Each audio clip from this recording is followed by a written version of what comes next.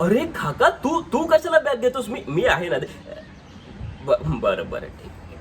काका, तुझं ते स्पीच सुपर्ब झाला, म्हणजे मला मला आवडलं. काका, मला ना तुझ्यासारखं व्हायचं एकदम असं मोठं.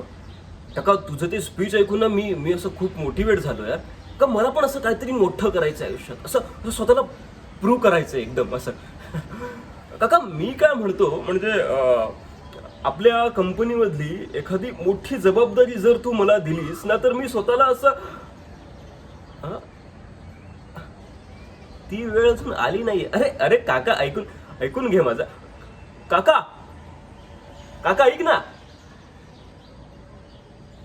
भिकारडा काका, आईला गेला परत मला फाट्यावर मारून. काय काय समजतो काय स्वतःला हा? हं? दिवसभराच्या मागे पुढे करायचं, हा म्हणेल ते करायचं, तरी मला एक साधी साधी चांगली जबाबदारी देत नाही हा.